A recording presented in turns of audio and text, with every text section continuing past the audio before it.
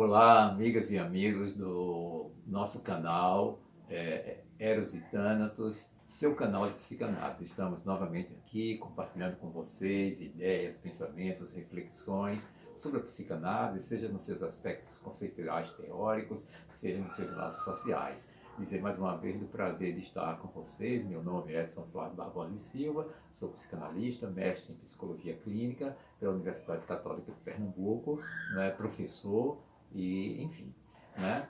E, bom, mais uma vez estamos na nossa conversa, no nosso diálogo, e tenho recebido sempre, assim, algumas solicitações. Eu estou com algumas solicitações aí de temas a desenvolver, que eu farei brevemente, mas certamente atendendo a todas as pessoas que me pediram alguma questão, me colocaram alguma questão para desenvolver, para refletir com vocês. Mas hoje eu quero discutir um pouco esse dia histórico em que eu estou gravando aqui esse vídeo, que é o dia 7 de setembro, o dia da nossa independência. Então eu quero refletir um pouco sobre essa questão do Brasil, né, através de um olhar psicanalítico disso. Mas antes, aquela lembrança, né? Se vocês viram, assistiram, gostaram do vídeo, dê um like, né? Porque isso ajuda para a gente a divulgar, ampliar o acesso às pessoas a esse vídeo. Se inscreva também, porque à medida que você se inscreve, o canal vai se encorpando, o YouTube vai identificando o interesse público no nosso trabalho e vai espalhando para mais pessoas poder ter acesso aos nossos vídeos e aos nossos conteúdos, tá? Bom, então, agora discutindo o tema que eu me propus para você, assim, a independência do Brasil e o Brasil, particularmente, né? Eu lembrei aqui de um livro muito interessante de um psicanalista do Rio de Janeiro, né? O Otávio Souza, ele desenvolve um livro que eu acho que foi inclusive a tese de doutorado dele, onde ele trabalha, não estou certo se foi, me parece que sim, foi a tese de doutorado dele, onde ele desenvolve um texto chamado Fantasia de Brasil, e ele analisa os processos de identificação e identidade, os conceitos de identificação e identidade, né, na construção do sujeito e também de uma sociedade, né, e distingue esses dois temas e vai examinando isso através de um processo histórico, sociológico.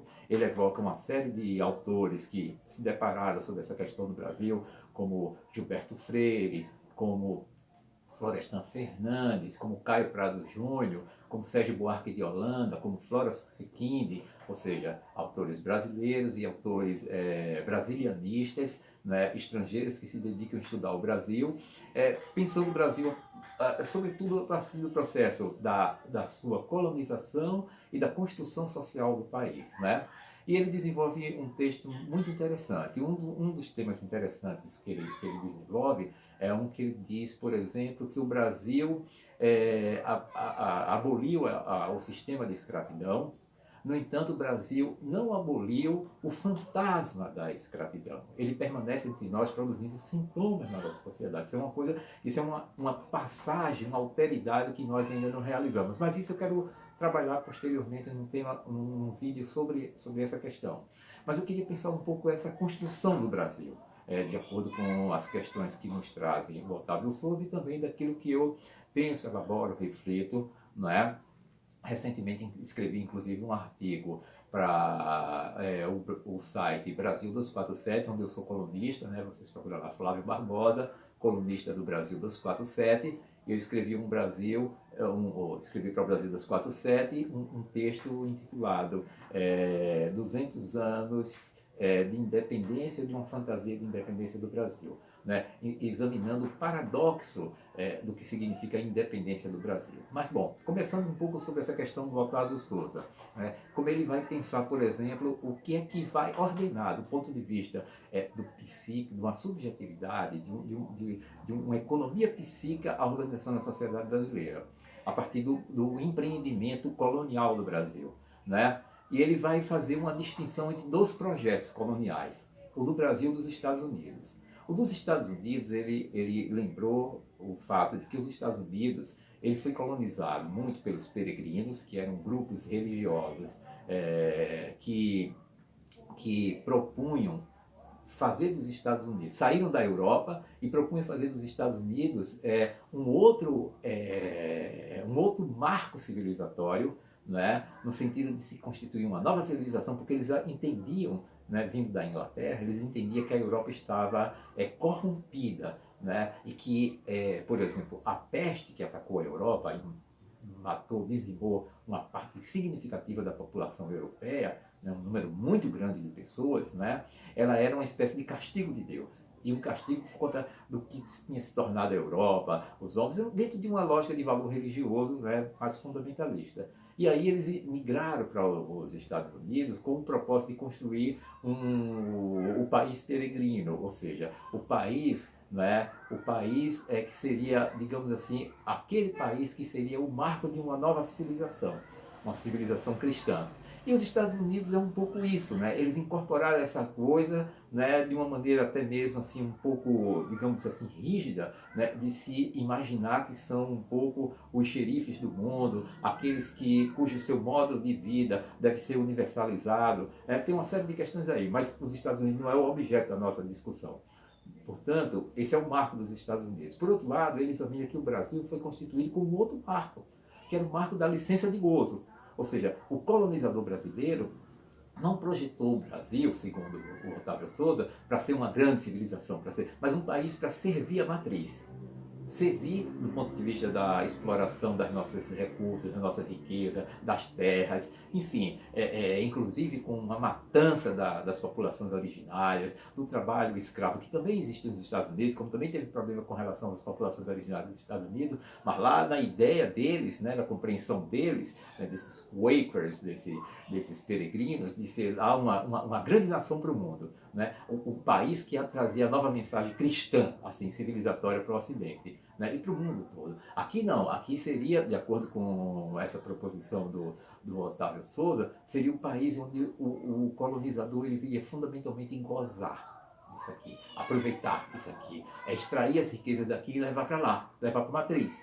Né? Então a gente foi constituído a partir de uma lógica de licença de gozo que não existia nem na matriz, ou seja, em Portugal as pessoas se comportavam e funcionavam, a sociedade funcionava não sob a lógica da licença de gozo, né? Mas por uma lógica de interdição e de privações desses gozos, com muito moralismo, todas as coisas, mas até com certo ascetismo cristão, religioso, né? Mas aqui não, o Brasil, o que eles não podiam fazer lá, o que não era permitido lá, o que não era permitido, por exemplo, no acesso com as mulheres, etc, etc, seria permitido aqui. Então, a gente se constitui um pouco disso aí, e isso vai formar, de certa forma, conforme o Otávio Souza, um pouco do imaginário das representações simbólicas do que é o Brasil, das situações, dos impasses que constituem o Brasil, e mesmo dos sintomas que ocorrem no Brasil. Nisso ele vai discutir um conceito de identidade e identificação. A psicanálise, que olha para o sujeito do inconsciente, o sujeito do desejo, ela está constituída a partir do marco da identificação e não da identidade. Por quê? Porque o sujeito não é idêntico a si mesmo. A não é igual a A. Já do ponto de vista da identidade, que não é o conceito, segundo a psicanálise, para examinar o sujeito, ele pode ser pensado, por exemplo, na questão nacional. Né? Quando a gente pensa a questão nacional, a gente é crível, de acordo com a psicanálise, de nós pensarmos um conceito de identidade, por exemplo, um conceito de identidade nacional, não é? O que é diferente, por exemplo, quando você se refere ao sujeito. Mas no sentido da independência, que é esse marco que nós temos, e de acordo com aquilo que eu escrevi para o 247, eu coloco a seguinte questão.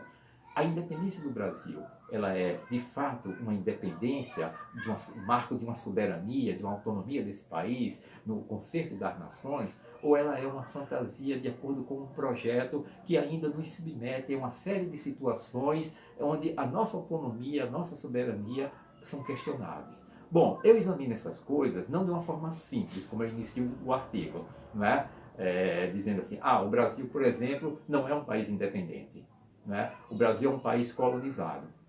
Né? Essa seria uma forma simples de pensar essas coisas. Por outro lado, na minha opinião, que seria também uma forma simples de pensar essas coisas, é a gente imaginar que o Brasil, não, o Brasil é totalmente soberano, o Brasil tem uma posição aí de independência mesmo, o país constrói um caminho de autonomia. não é? O seu povo está absolutamente incluído, há uma inclusão social, seja econômica, social, de distribuição de riqueza, das condições étnicas, dos gêneros, homens e mulheres, enfim, todos estão incluídos na sociedade de uma maneira a mais próxima da igualdade ou com mais justiça social. Isso também seria uma coisa simples e fantasiosa. Então, quando eu examino fantasia aí, é no sentido de dizer que nem o Brasil é um país que não construiu uma independência, ou seja, que o 7 de setembro tem a sua importância, tem o seu valor, tem que ser valorizado, mas por outro lado também para acentuar que existe uma elite nesse país, se é possível nós chamarmos assim, né, elite, o que organiza as estruturas de poder do Brasil,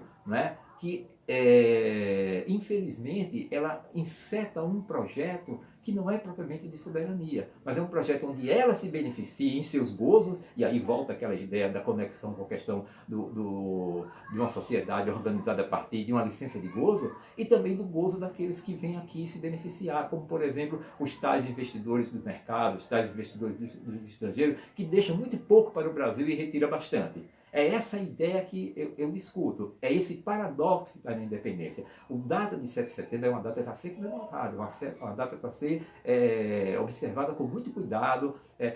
As figuras históricas que participam dela, a gente deve observar criticamente, mas também ver os valores que elas têm, como Dom Pedro, Dona Leopoldina, Zé Bonifácio, né? Mas o que a gente tem que também primar, uma coisa que a historiografia oficial brasileira ela não detecta de uma maneira mais razoável, é o papel das lutas sociais no Brasil, o papel do povo brasileiro. A independência não foi só o marco de Dom Pedro gritando independência ou morte, não. A independência, essa que se afirma de fato, é essa que traz o povo como protagonista, como sujeito da história, o que foi, de certa forma, expropriado pela historiografia oficial do Brasil até hoje. Até hoje, as lutas sociais no Brasil, a Revolução Pernambucana de 1817, a Confederação do Equador de 1924, a Revolução Praeira, a revolta dos malês na Bahia, a independência baiana que foi conquistada em 1823 e que eu acho que é um marco importante porque é um marco da luta e da luta popular, ou seja, a ideia de que a independência foi conquistada com o povo e que o povo é protagonista, isso ainda está numa posição apagada da história, não está observada como deve ser observada, né, pela historiografia oficial do país. É isso que eu queria trazer para vocês, a reflexão do nosso Dia da Independência, para que a gente celebre sim, mas que a gente entenda que a independência é um movimento, não é uma data fixa no calendário, é uma construção que ainda está em andamento e que nós precisamos levar adiante para que a gente possa realmente se afirmar como país soberano. E um país soberano é aquele que tem uma posição no mundo, que respeita todo mundo, que solidariza com todo mundo, mas que garante a sua dignidade existencial, para o país e para seu povo, inclui o povo e não constrói uma sociedade de exclusão, de fome, de miséria e de apartação, mas um povo inclusivo, que é respeitado em todas as etnias que tem no Brasil, brancos, pretos, índios, amarelos, orientais, enfim, todos que estão no Brasil, que formam esse grande caldeirão, esse caldeamento, como lembra o Otávio Souza, uma sociedade organizada do caldeamento. A civilização morena, como dizia o Darcy Ribeiro, né, precisa ser projetada e assumir o lugar de protagonista da história. Um grande abraço para todos vocês e comemoremos o nosso dia de 7 de setembro com reflexão e crítica, né, e não com visões subalternas, visões capazes e como essa que está sendo puxada aí por esse presidente que está aí, golpista. Um grande abraço para todos vocês.